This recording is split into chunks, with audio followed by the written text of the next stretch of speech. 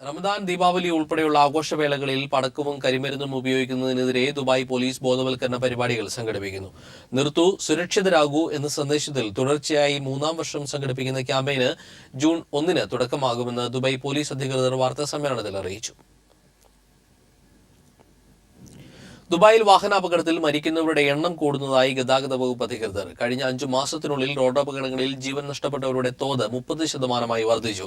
ദുബായിലെ വിവിധ റോഡുകളിലുണ്ടായ വാഹനാപകടത്തിൽ ഇതുവരെ 80 പേർ മരിച്ചു. കഴിഞ്ഞ വർഷം ഇതേ കാലയളവിൽ 62 പേർക്കായിരുന്നു ജീവഹാനി സംഭവിച്ചതെന്ന് ദുബായ് പോലീസ് പറഞ്ഞു. ഈ മാസം മാത്രമുണ്ടായ വാഹനാപകടങ്ങളിൽ 16 പേർ മരിച്ചിട്ടുണ്ട്. വാഹനം ഇടിച്ചുണ്ടാകുന്ന അപകടങ്ങളാണ് മരണസംഖ്യ കൂട്ടുന്ന ഘടകം.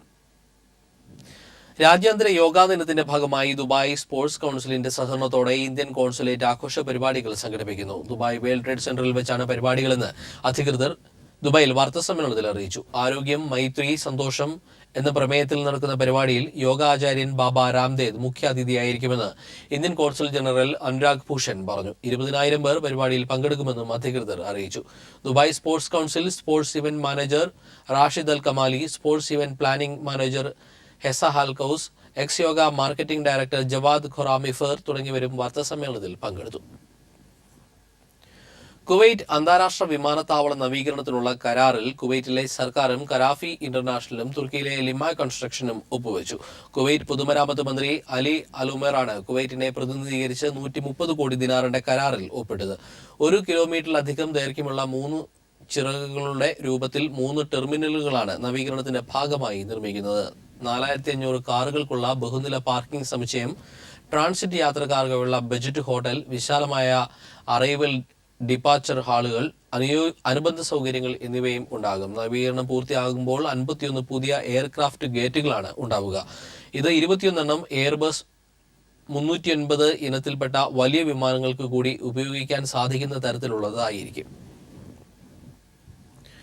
യുഎയിലെ പ്രമുഖ റീറ്റെയിൽ ബ്രാൻഡായ അൽമദീന ഗ്രൂപ്പിന്റെ പുതിയ ഷോപ്പിംഗ് മാൾ സംരംഭമായ മർബഹ മാൾ നാളെ ഉദ്ഘാടനം ചെയ്യുമെന്ന് മദീന ഗ്രൂപ്പ് അധികൃതർ ദുബായിൽ വാർത്താസമ്മേളനത്തിൽ അറിയിച്ചു.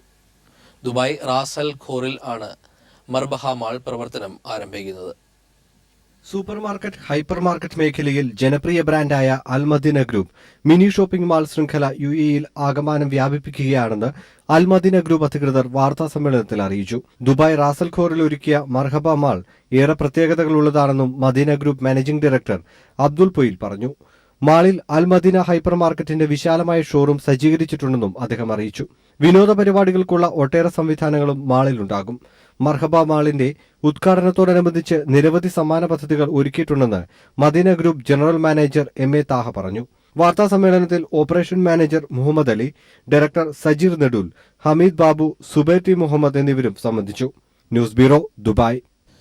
ദുബായിലെ വ്യവസായ പ്രമുഖരുടെ സംഘടനയായ ഇന്റർനാഷണൽ പ്രൊമോട്ടേഴ്സ് അസോസിയേഷൻ രൂപീകരിച്ചു. ദുബായിലെ ഫ്ലോറ ഗ്രാൻഡ് ഹോട്ടലിൽ വെച്ച് നടന്ന ചടങ്ങിൽ സംഘടനയുടെ ഔദ്യോഗിക launching PV Abdul Wahab MP നിർവഹിച്ചു. ആഗോള വാണിജ്യ രംഗത്തെ പുത്തൻ മാറ്റങ്ങൾ ഉൾക്കൊണ്ട് ബിസിനസ് രംഗത്തെ അഭിവൃദ്ധിക്കും അതുവഴി സമൂഹത്തിലെ അവശത അനുഭവിക്കുന്ന ജനങ്ങളെ മുഖ്യധാരയിലേക്ക് കൊണ്ടുവരുന്നതിനും ലക്ഷ്യം വെച്ചാണ് ഇന്റർനാഷണൽ പ്രൊമോട്ടേഴ്സ് അസോസിയേഷൻ രൂപീകരിച്ചതെന്ന് ഭാരവാഹികൾ അറിയിച്ചു. ചടങ്ങിൽ വ്യവസായ പ്രമുഖരായ CM ഖാലിദ്, ഡോക്ടർ ഷബീർ നെല്ലിക്കോട് തുടങ്ങിയവരെ business lifetime achievement award നൽകി ആദരിച്ചു. സൗദിയിലെ പ്രമുഖ ഗ്രൂപ്പായ സിറ്റി ഫ്ലവർ 17ാമത്തെ സ്റ്റോർ സക്കാക്കയിലെ കിങ് അബ്ദുൾ അസീസ് റോഡിൽ ജൂൺ 2-ന് പ്രവർത്തനം ആരംഭിക്കും.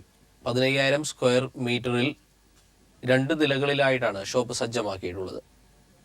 സൗദിയിലെ പ്രമുഖ ഗ്രൂപ്പായ സിറ്റി ഫ്ലവർ അതിന്റെ 17ാമത്തെ സ്റ്റോർ സക്കാക്കയിലെ കിങ് അബ്ദുൽ അസീസ് റോഡിൽ ജൂൺ 2-ന് പ്രവർത്തനം ആരംഭിക്കുമെന്ന് ഭാരവാഹികൾ വാർത്താസമ്മേളനത്തിൽ പറഞ്ഞു. 15,000 സ്ക്വയർ ഫീറ്റ് വിസ്തീർണത്തിൽ 2 നിലകളിലായിട്ടാണ് ഷോപ്പ് സജ്ജമാക്കിയിട്ടുള്ളത്. ഏറ്റവും മികച്ച ഉൽപ്പന്നങ്ങൾ ആകർഷണമായ വിലയിൽ 25,000-ൽ പരം ഉൽപ്പന്നങ്ങൾ സജ്ജമാക്കിയിട്ടുണ്ടെന്നും 500 റിയാലിന് പർച്ചേസ് ചെയ്യുമ്പോൾ 100 റിയാലിന്റെ ഗിഫ്റ്റ് വൗച്ചറും, ആദ്യത്തെ 10 ദിവസം 100 റിയാലിന് പർച്ചേസ് ചെയ്യുമ്പോൾ 50 റിയാലിന്റെ ഗിഫ്റ്റ് വൗച്ചറും നൽകും. കൂടാതെ ആകർഷണമായ വിലക്കിഴിവും ഏർപ്പെടുത്തിയിട്ടുണ്ട്. റിയാദിൽ 6 മാസത്തിനുള്ളിൽ പുതിയ ഹൈപ്പർ മാർക്കറ്റ് തുറക്കുമെന്നും ഭാരവാഹികൾ പറഞ്ഞു. Gafoor Mavoor, Kairali news, Riyadh. റിയാദിലെ പ്രമുഖ നൃത്ത വിദ്യാലയമായ പ്രണവം നൃത്തവേദിയുടെ 16-ാം വാർഷികം വിപുലമായ പരിപാടികളോടെ റിയാദിലെ മുസ്തഷർ ഓഡിറ്റോറിയത്തിൽ അരങ്ങേറി. പ്രമുഖ സംഗീത സംവിധായകൻ KB അബൂട്ടി മാസ്റ്റർ ചടങ്ങ് ഉദ്ഘാടനം ചെയ്തു. തുടർന്ന് നടന്ന ചടങ്ങിൽ പ്രണവം നിധി വിദ്യാർത്ഥികളുടെ അരങ്ങേറ്റവും റിയാദിലെ പ്രമുഖ ഗായകരുടെ ഗാനമേളയും നടന്നു. ഇന്ത്യൻ റിയാലിറ്റി മേഖലയിലെ പ്രമുഖരായ അസറ്റ് ഹോംസ് ഉപഭോക്താക്കൾക്കായി 17-ലധികം വരുന്ന പുതിയ സേവനങ്ങൾ ഉൾപ്പെടുത്തി പുതിയ പദ്ധതി പ്രഖ്യാപിച്ചു. അസറ്റ് ഡിലൈറ്റ് എന്ന് പേരിട്ടിരിക്കുന്ന പദ്ധതി ചലച്ചിത്ര താരങ്ങളായ പൃഥ്വിരാജ്, ആശാ ശരത് തുടങ്ങിയവർ ചേർന്ന് ദുബായിൽ അവതരിപ്പിച്ചു. ദുബായ് ക്രൗൺ പ്ലാസ ഹോട്ടലിൽ നടന്ന അസറ്റ് ഹോംസിന്റെ 2ാമത് ഗ്ലോബൽ കസ്റ്റമർ മീറ്റിൽ വെച്ചാണ് പുതിയ പദ്ധതികൾ പരിചയപ്പെടുത്തിയത്. അസറ്റ് ഡിലൈറ്റ് പദ്ധതി പ്രകാരം അസറ്റ് ഹോംസിൽ നിന്ന് വാങ്ങുന്ന അപ്പാർട്ട്മെന്റുകൾക്കും വില്ലകൾക്കും 25 വർഷത്തേക്ക് ഇൻഷുറൻസ് സംരക്ഷണം, എല്ലാ സേവനങ്ങൾക്കുമായി മൊബൈൽ ആപ്പ് സൗകര്യം, ഹോം നഴ്സിംഗ് സർവീസ് സാധ്യമാക്കുമെന്നും ഡിലൈറ്റ് കെയർ തുടങ്ങിയ 17ഓളം സേവനങ്ങളാണ് ഉപഭോക്താക്കൾക്കായി ഒരുക്കിയിരിക്കുന്നതെന്നും അസറ്റ് ഹോംസ് അധികൃതർ അറിയിച്ചു. ജിഷ വധക്കേസിൽ പോലീസ് കംപ്ലയിന്റ് അതോറിറ്റിയെ പിന്തുണച്ച് ഹൈക്കോടതി അന്വേഷണ ഉദ്യോഗസ്ഥർ നേരിട്ട് ഹാജരായി വിശദീകരണം നൽകണമെന്ന കംപ്ലയിന്റ്സ് അതോറിറ്റിയുടെ ഉത്തരവ് സ്റ്റേ ചെയ്യാൻ ഹൈക്കോടതി വിസമ്മതിച്ചു. അന്വേഷണ ഉദ്യോഗസ്ഥർ പോലീസ് കംപ്ലയിന്റ് അതോറിറ്റി മുമ്പാകെ നേരിട്ട് ഹാജരാകുകയായിരുന്നു ഉചിതമെന്ന് കോടതി പറഞ്ഞു. IG സമർപ്പിച്ച ഹർജിയിൽ നാളെ കോടതി വിധി പറയും.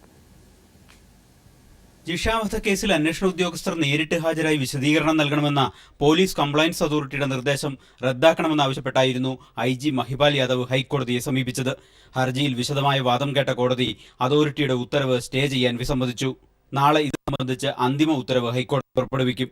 എന്നാൽ അന്വേഷണ ഉദ്യോഗസ്ഥർ പോലീസ് കംപ്ലയൻസ് അതോറിറ്റി മുമ്പാകെ നേരിട്ട് ഹാജരാകുകയായിരുന്നു ഉചിതമെന്ന് ജസ്റ്റിസ് PB സുരേഷ് കുമാർ വാക്കാൽ പരാമർശിച്ചു. നിയമാനുസൃതം രൂപീകരിച്ച സംവിധാനമാണ് പോലീസ് കംപ്ലയൻസ് അതോറിറ്റി. ഈ സാഹചര്യത്തിൽ IG കത്തയക്കുകയായിരുന്നില്ല വേണ്ടത് എന്നും ഹൈക്കോടതി പറഞ്ഞു. ജൂൺ 2-ന് ഹാജരാകാനാണ് പോലീസ് കംപ്ലയൻസ് അതോറിറ്റി മുൻ അന്വേഷണ സംഘത്തോട് നിർദ്ദേശിച്ചിരുന്നത്. ഇത്തരം നിർദ്ദേശം നൽകാൻ അതോറിറ്റിക്ക് അധികാരമില്ലെന്നായിരുന്നു IG-യുടെ വാദം. News bureau, Kochi. ക്രമസമാധാന പാലനത്തിന്റെ ചുമതലയുള്ള DGP പദവിയിൽ നിന്ന് ഒഴിവാക്കിയതിൽ സെൻകുമാറിന് അതൃപ്തി. തന്നെ മാറ്റിയത് ചട്ടപ്രകാരമല്ലെന്നും ഇതിനെതിരെ തനിക്ക് വേണമെങ്കിൽ കോടതിയെ സമീപിക്കാമെന്നും സെൻകുമാർ മാധ്യമങ്ങളോട് പറഞ്ഞു.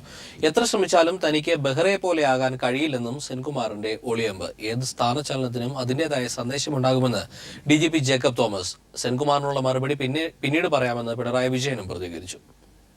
സംസ്ഥാന പോലീസിലെ താക്കോൽ സ്ഥാനങ്ങളിൽ അഴിച്ചുപണി തുടങ്ങിയതിന് പിന്നാലെ സ്ഥാനഭ്രഷ്ടനാക്കപ്പെട്ട TP സെൻകുമാർ സർക്കാരിനെതിരെ വിമർശനവുമായി രംഗത്തെത്തി. ചട്ടപ്രകാരമല്ല സ്ഥലമാറ്റമെന്നും തനിക്ക് വേണമെങ്കിൽ കോടതിയെ സമീപിക്കാവുന്നതേ ഉള്ളൂ എന്നും അദ്ദേഹം പ്രതികരിച്ചു. ഇപ്പം നിയമപരമായിട്ട് ഇതിലുള്ള തെറ്റുകളൊക്കെ എനിക്കറിയാം.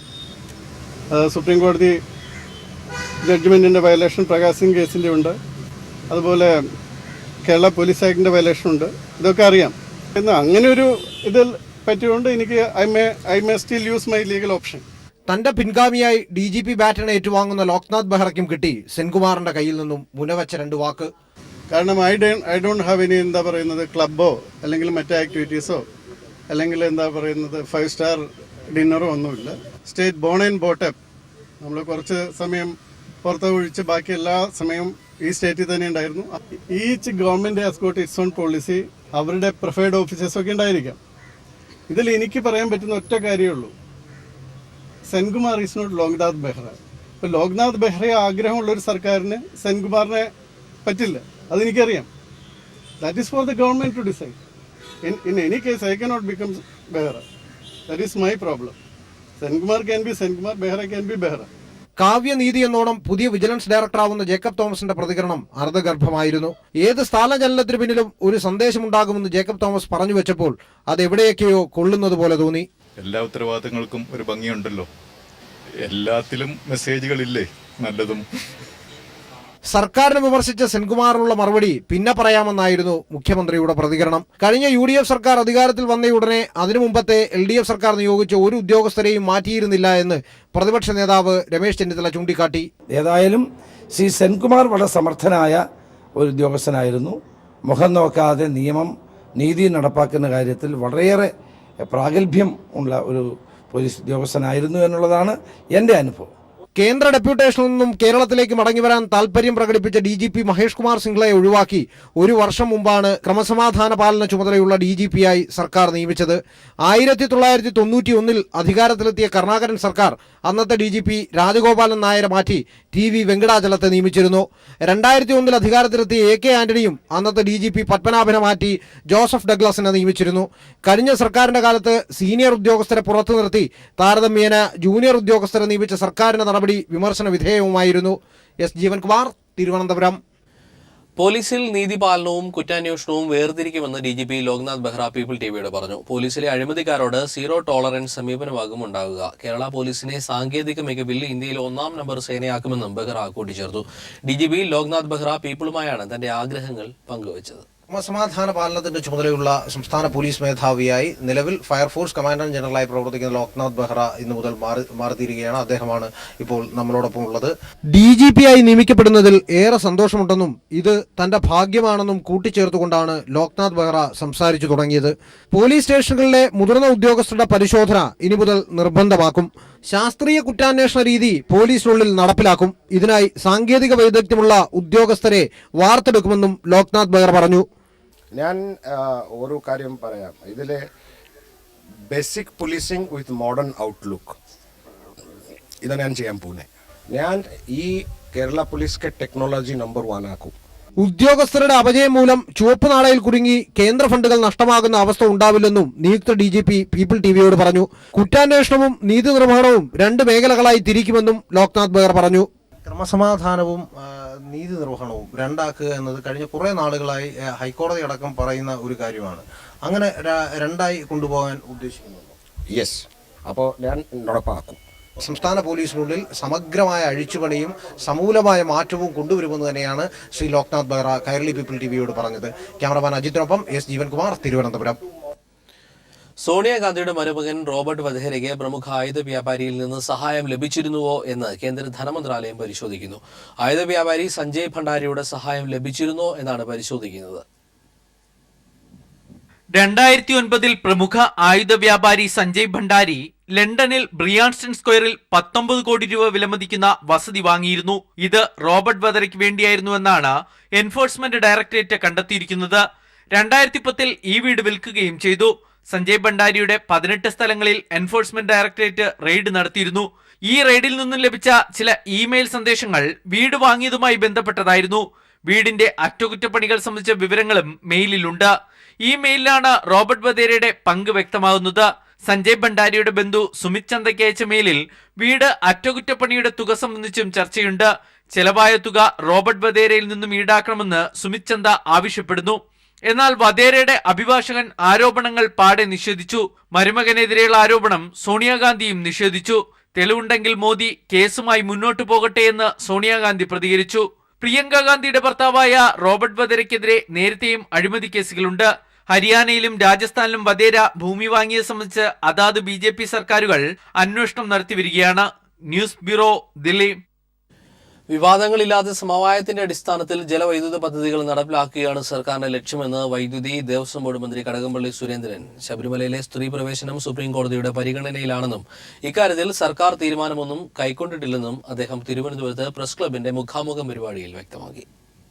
സംസ്ഥാനത്തെ വൈദ്യുതി ക്ഷാമം കണക്കിലെടുത്ത് പുതിയ പദ്ധതികൾ അനിവാര്യമാണ്. നിലവിൽ 1200 മെഗാവാട്ട് വൈദ്യുതി കുറവാണുള്ളത്. വിവാദങ്ങൾ കിടന്നൽകാതെ സമവായത്തിലൂടെ ജലവൈദ്യുത പദ്ധതികൾ നടപ്പാക്കുകയാണ് സർക്കാരിന്റെ ലക്ഷ്യം.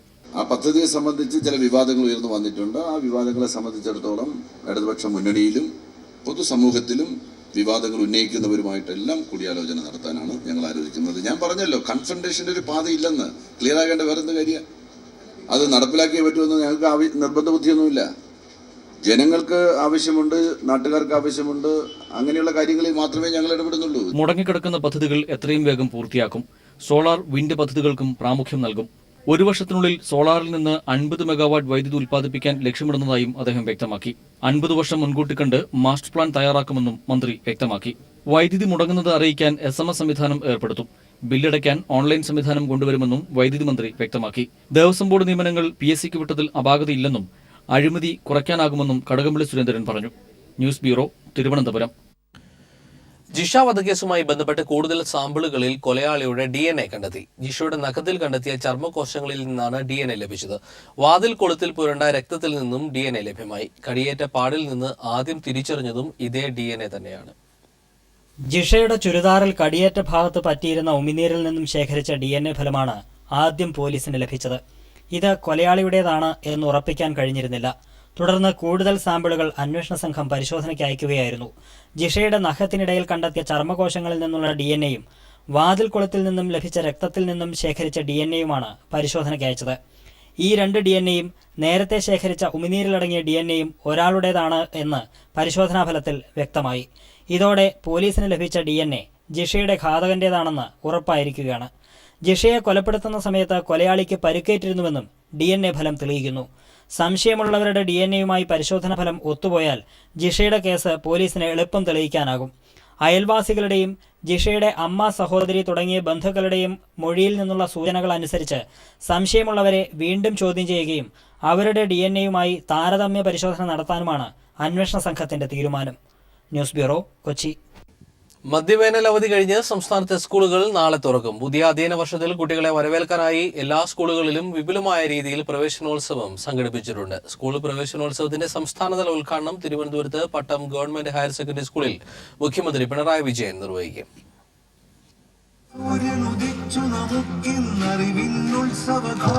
നീണ്ട 2 മാസത്തെ അവധിക്കാലത്തിന് വിട.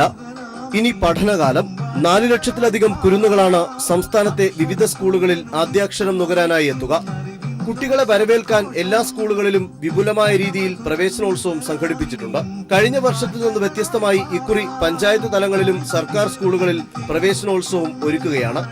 സ്കൂൾ പ്രവേശനോത്സവത്തിന്റെ സംസ്ഥാനതല ഉദ്ഘാടനത്തിന് വേദിയാകുന്നത് തിരുവനന്തപുരത്തെ പട്ടം ഗവൺമെന്റ് ഗേൾസ് ഹയർ സെക്കൻഡറി സ്കൂളാണ്.